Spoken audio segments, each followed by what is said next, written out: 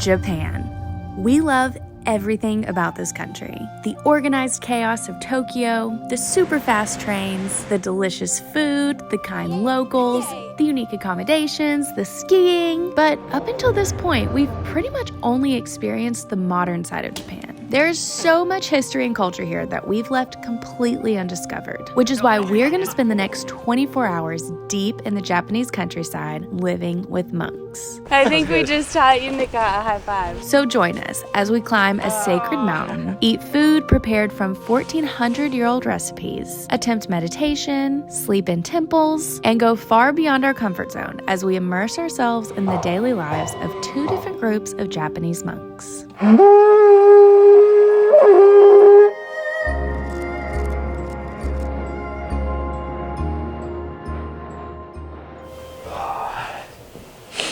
Good morning from somewhere deep in the mountains of Japan. Last night we stayed at a traditional pilgrim's lodge. We slept on the floor on the mats, which are surprisingly comfortable, but at some point last night the heater went out and it is absolutely freezing this morning. It is 6:30 in the morning and before either of us have coffee. We're about to head downstairs to receive a blessing from the monk before we begin our big journey today. You're probably wondering who the monk is and what the big journey today is going to be. Don't worry, I'll explain. The monk is this man, and he is a Yamabusi priest. Never heard of Yamabusi? Neither had we. And that's why we're here. But before we move on, please take just a second with me to enjoy watching how uncomfortable Nate is right now. This is the traditional way to sit on the ground during prayer, but he literally cannot handle the pain. Thankfully, they allowed us to sit cross-legged instead. Okay, so Yamabushi. It literally translates to one who prostrates himself on the mountain. In other words, they worship nature. And the prayer ceremony this morning is for us to have safe travels on this pilgrimage we're about to embark on.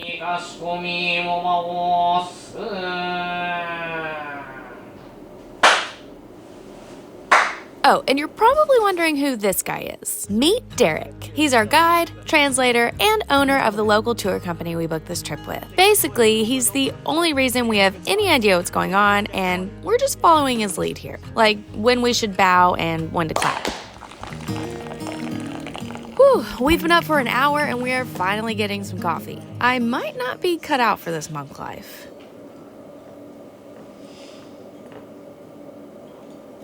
We're being served a traditional Yamabushi breakfast, but more on the food later. All you need to know now is that it's meant to give us strength for the journey ahead. So we're about to get dressed to go into the mountains. Traditionally, the Yamabushi wear this white outfit for their pilgrimage. These clothes are very similar to what they bury the dead in, because this journey into the sacred mountains symbolizes a metaphorical death and rebirth. There are a lot of confusing pieces to this outfit, but thankfully the priest was happy to help. And in case you're wondering, yes, these are supposed to look like rabbit ears. So now that we look the part,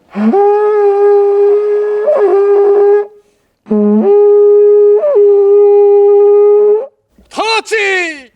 Get them all. Go.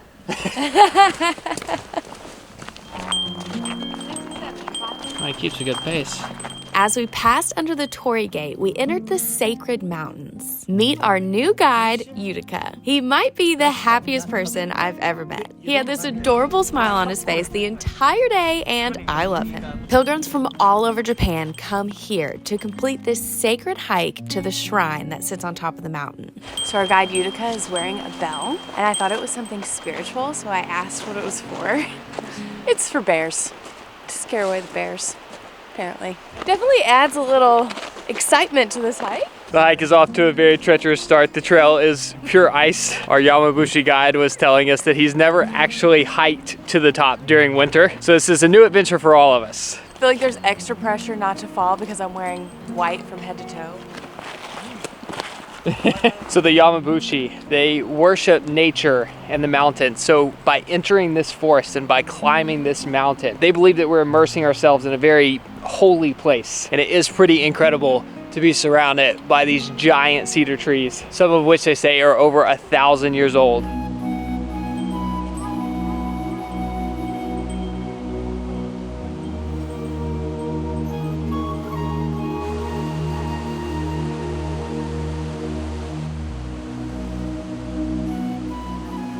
Hidden deep in the mountains is this 5-story pagoda that's considered to be a national treasure of Japan. The original structure was built over 1,000 years ago. And the craziest part is that they didn't use any nails in the construction. Each piece was cut perfectly to size to fit together like a giant Jenga game. So we each pushed on the loosest piece.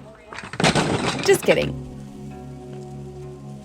So we've just started the first of 2,446 steps to get to the shrine on top of the mountain, but the steps are completely frozen over. So technically we're on the steps right now, but you can't even see them. Woo! Our guide is 67 years old, and he is leading the pack. We're all doing our best just to keep up. He's waiting on us. Don't worry about us back here. This is so intense. It helps if you use your hands. This really does feel like a pilgrimage. There's some religions where people have to crawl to the top of mountains to like show respect for the God that's on top, but we're just crawling because that's the only way we can get up. Oh, got it. Oh, wow. Do we get to slide back down?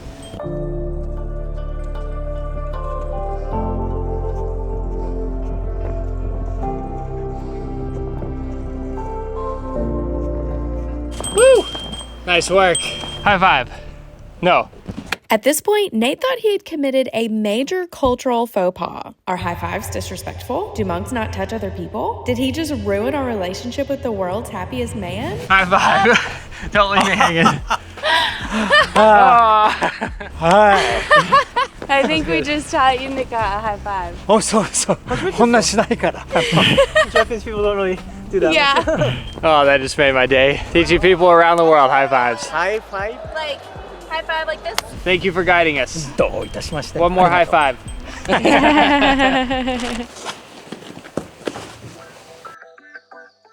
Don't you wish that your internet browsing experience could be as peaceful as the lives of these monks? Instead, you have to worry about hackers and cybercrime and someone stealing your identity when you go online. It's all very stressful. But with Surfshark VPN, you don't have to worry about any of that. If you've never heard of a VPN before, it stands for Virtual Private Network, and it encrypts all your data sent between the computer and the internet so that no one can steal your sensitive information. That way you can relax when you're online, kind of like the monks. What makes a VPN really fun is that it can also be used to unlock content that isn't available in your area, giving you access to a completely new content library. Let's say you're in Japan and you want to watch your favorite TV show. You go on Netflix, it's not there. It's super easy just to change the virtual location of your computer, and then boom, there's your favorite show. Boom. Yes. In all seriousness, we've been using Surfshark for over 3 years now, and we truly believe that it's the best VPN on the internet because you can use just one account for unlimited devices. If you want to try Surfshark, you can use our code Kara and Nate to get 83% off plus 3 extra months for free, and there's a 30-day money-back guarantee, so there is no risk to try it out. To get started, just click the link in the description below. Once we arrived at the shrine, we went straight to the kitchen, where we got to meet the chef in charge of preparing the 1,400-year-old cuisine for the monks who live there. This cuisine is called Shojin Yori, and it's unlike anything else we've tried in Japan. It's all made from wild, local vegetables that grow in these holy mountains we just climbed. However, you saw how frozen the mountains are right now, so you might be wondering how we're eating local produce in the wintertime. This small building behind the temple is where they store the vegetables all winter long, using the same preservation techniques that were used for hundreds of years before refrigerators were a thing. Look at where we're having our lunch. I'm not really sure what I expected to find on the top of the mountain, but I think it was just like a very small building. There's an entire complex up here. 本日はようこそ世界にお参りくださいました。こちらがですね、出羽三山の精進料理となるわけなんです。こういったお山で採れたものをですね、お山の中でいただく、そしてお山から恵みと一緒にエネルギーまでいただいて、食べた後は。This looks absolutely incredible. It is delicious. Cheers. I feel like I have hair and it's gonna get my food. I am for sure getting food on this white robe. We managed to keep it pretty clean on our hike. Yeah. Delicious. So even if you're not motivated to come to the top of this mountain for spiritual reasons, it's worth coming just for the food. After lunch, we explored the temple grounds. And then we found the confluence where 1,000-year-old traditions meet modern Japan. No way. Oh my gosh, of all the places, they have 2 vending machines up here. In case you missed our first episode of this series, Japan has enough vending machines that you could stretch them if you lined them up all the way from the country of Japan to Hawaii, because they even have them on the top of the mountains in a 300-year-old building. But this is the first one that we've ever seen that serves beer. We resisted the temptation for a beer break because we still had a treacherous hike back down the mountain. We are no longer Yamabusi. Oh, that was quite tight.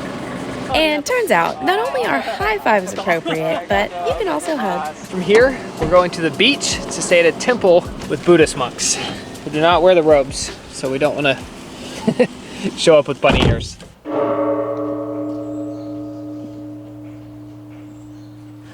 This is our home for the night, and I think we have the best view of the whole place.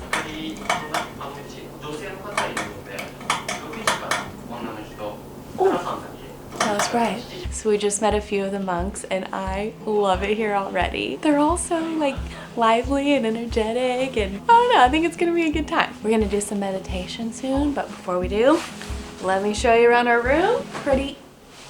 Pretty simple setup. We have this whole room to ourselves, this little dining room table with pillows to sit on. We left us a snack with some tea. We have a television in this one. That's kind of fun. We have a heater, somewhere to hang our clothes. Oh my gosh, there's even Wi-Fi. And our robes are on top of our bedding. So when it's time to go to sleep, we'll pull these beds out and we'll sleep on the floor, which we're getting pretty good at. Okay, so one of the monks, who I already love, just wrote out a little schedule for us for the evening. Basically, we're gonna go around and explore the temple until 5:30. Then from 5:30 to 6:30, they're kicking all the guys out of the bath so I can take one, because there's only one. And you just have to take. Then at 7:30, we're gonna have dinner. And then he said, we must be in bed by 9 because tomorrow's gonna be an early one. Let's go explore. Turns out, this temple where we're staying is over 1,000 years old, and it's dedicated to the worship of the gods of the ocean. So fishermen and sailors from all over Japan come here to pray for safe passage and a bountiful harvest.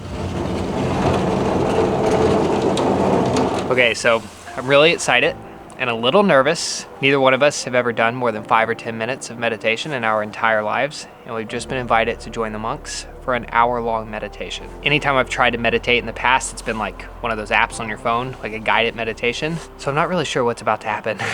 First, our Zen meditation teacher met us at our room. He explained the correct position to hold our hands, and he told us that the meditation actually starts now as we walk. I'm really nervous. Maybe that means I need to meditate. We did our best to follow his lead as we awkwardly made our way to the meditation room. And I don't mean awkward in a bad way. In this moment, we were just really outside our comfort zone, but not physically like we usually are. This is absolutely insane. It was more like we were just nervous that we were going to do something wrong or disrespectful because we had no idea what we were doing, and the language barrier didn't help. At the same time, we were trying to fully embrace this experience that we signed up for. Since we've never done this before, our teacher walked us through the basics, which involved fluffing the pillow, taking our shoes off in a specific way, and once again, to Nate's discomfort, the proper way to position our legs. Then we proceeded to ask a million more questions, like what should we think about? What do we do with our hands? Do we keep our eyes open or shut? How do you breathe? And finally, it was time to begin our meditation. Those 3 bells signified the start of our 60 minutes.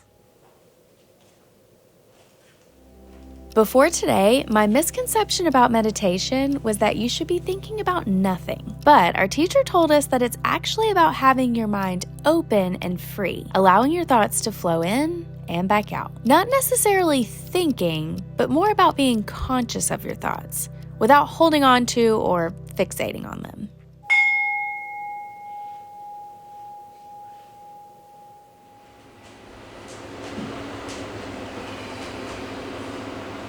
So we had both really psyched ourselves up for an hour-long meditation. I sat down, I got as comfortable as possible. I was feeling so good. We'd slowed our breathing down, and then next thing I knew, he was hitting the bell once, which symbolized that the meditation was over, and it felt like it had been 2 minutes. I could not believe it was over. Like, did we just become professional meditators? Like literally stared at the wall and thought about nothing for an hour. Turns out we meditated for 14 minutes. There was a little miscommunication. So the monk came and got us from our room. He took us downstairs. We asked 45 minutes of questions, and then there was 14 minutes left to meditate. So it was an hour-long process from start to finish. I mean, still 14 minutes is 14 minutes longer than I usually meditate. So it was still a cool experience. Now we're about to go take a bath. I don't think guys and girls normally go in together, but they said we could. So You also have to get in naked. Dinner was served in our own private dining room. We had asked to spend the day living like the monks, but we were obviously getting some preferential treatment here. The food was amazing, and the temple even had its own brand of sake, which they had left for us to enjoy.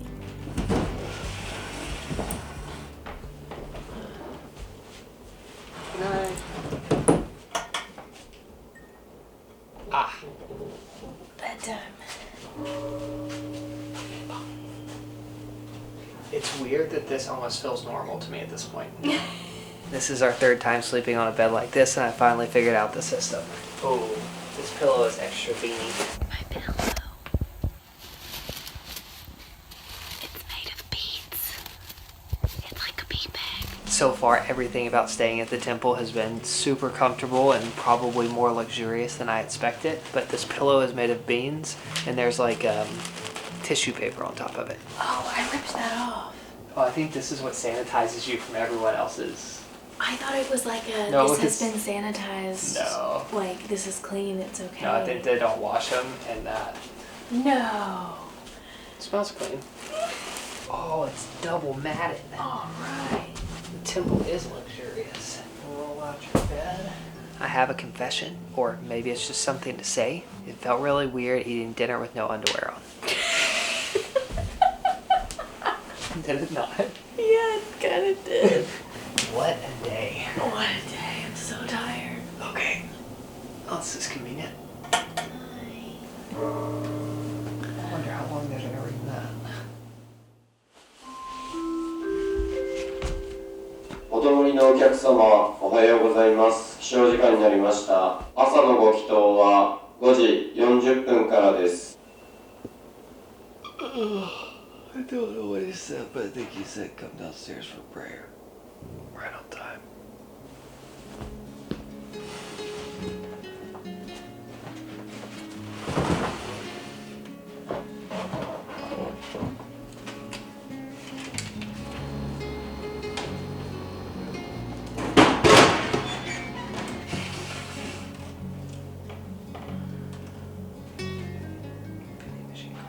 For some reason, I love the contrast of buying coffee out of a vending machine and then going to a prayer ceremony that's probably happened the same way for hundreds of years. It's like modern technology meets 100-year-old traditions.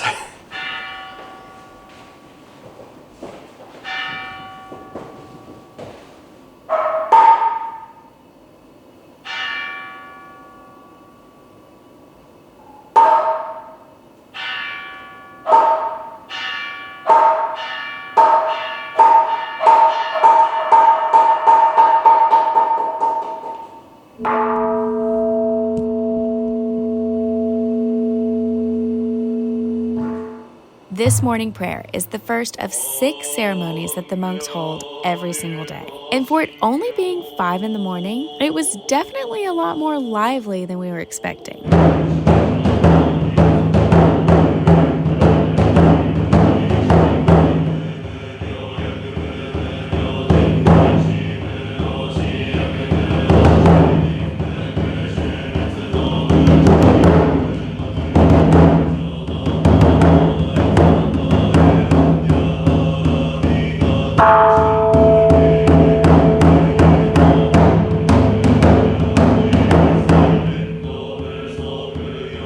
The most unique part of the ceremony was the reading of the scrolls. They flipped through every word of every scroll in this elaborate motion, and it was mesmerizing.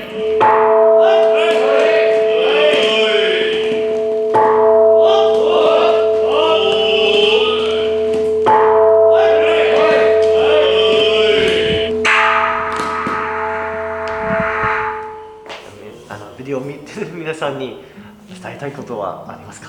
日本を訪れていただいて山形にいらしていただくとしたら、ぜひ善光寺の方にもね足を運んでいただきまして、こちらの方でご祈祷、荘厳な雰囲気のご祈祷を受けていただければ、本日はご視聴いただきましてどうもありがとうございます。ありがとうございました。どうもありがとうございました。お待ちしております。お待ちしております。Oh, so sad to leave. Thank you for joining us on this very different adventure. As you could probably tell, this was pretty outside of our comfort zone. Growing up Christian in the Bible Belt of the United States, sitting through prayer ceremonies in Japanese monasteries is never a place we thought we would find ourselves. But religion plays such a big role in so many cultures. And I think if you want to gain a deeper understanding of a culture, understanding the religion is an important piece of the puzzle. So we're super grateful to the monks for inviting us into their lives and letting us share their traditions and customs here with you. Join us next week for the final video in this Japan series. It was definitely one of our most memorable experiences from the trip. Kara, I left for 2 seconds. Oh, it's so bad.